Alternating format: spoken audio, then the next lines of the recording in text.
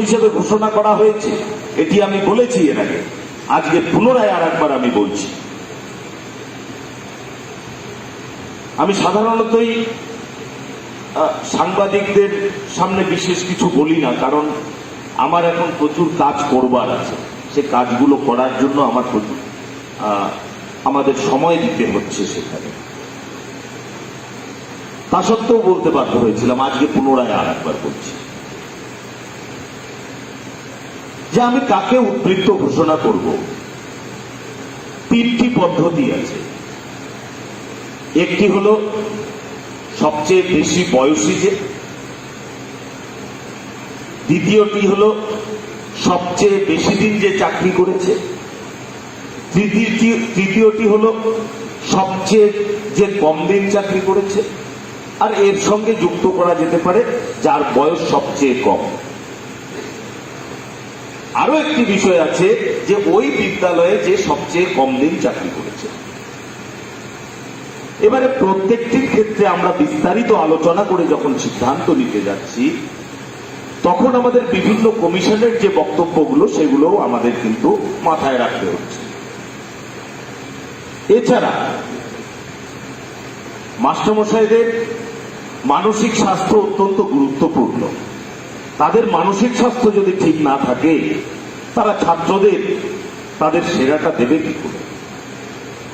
তো স্বাভাবিকভাবেই যাদের বয়স একটু বাড়ে, যৌবনের পরে বয়স বাড়তে থাকলে ধীরে ধীরে সক্ষমতা কমে, এটা একটা সাধারণ ধারণা, বা এটাই বুঝি বিজ্ঞান বলে। তো সেই হিসেবে ধরে নেওয়া হচ্ছে যে যারা একটু বয়স্ক তাদের একটু সক্ষমতা কমে যাচ্ছে।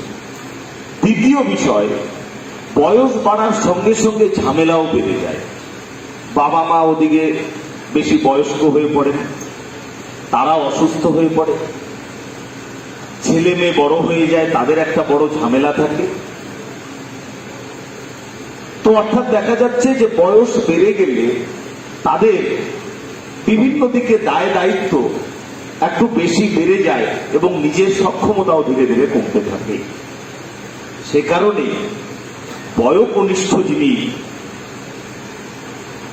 তাকে আমরা বিবেচনা করলাম যে সে যদি অল্প বয়সে একটু বাইরে যায়, তাহলে পরে সে সেটা মানিয়ে নিতে পারবে এবং তার সঙ্গে সঙ্গে সে কিন্তু তার ট্রান্সফারের যে অধিকার সেটা কিন্তু সে হারাচ্ছে না।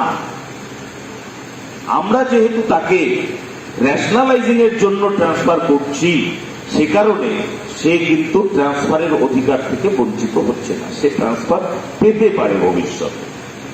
এই বিষয়টি রাখা হচ্ছে।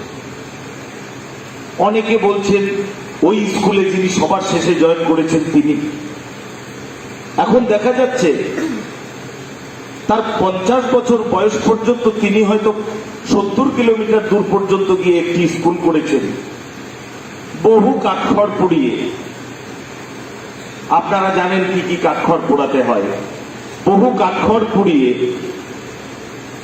তিনি হয়তো এই তার 50 বছর 50তম জন্মদিনটা বাড়ির থেকে 15 কিলোমিটার দূরের কোন স্কুলে এসে যুক্ত হতে পেরেছে।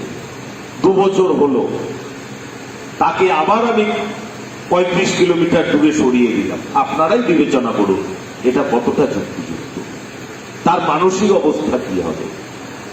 সে কারণে আমরা এই ব্যবস্থাটা করেছি।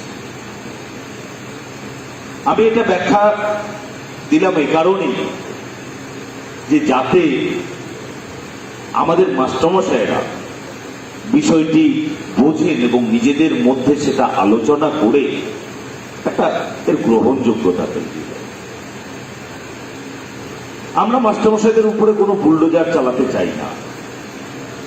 সেটা চালাতে চাইলে আমি দপ্তরে যেদিন বসেছি প্রতিদিন যদি আমি 25টা করে ট্রান্সফার করে দিতাম শত্রু ভাবাপন্ন মনোভাব নিয়ে, তাহলে আজকে ন্যাশনালাইজ অর্ধেক হয়ে যেত। কিন্তু আমরা সেটা করতে চাই না। ব্যক্তিগতভাবে কারুর প্রতি কোনো প্রকারের বাধ্যবাধকতা বা কোনো প্রকারের অসুয়া আমার নেই।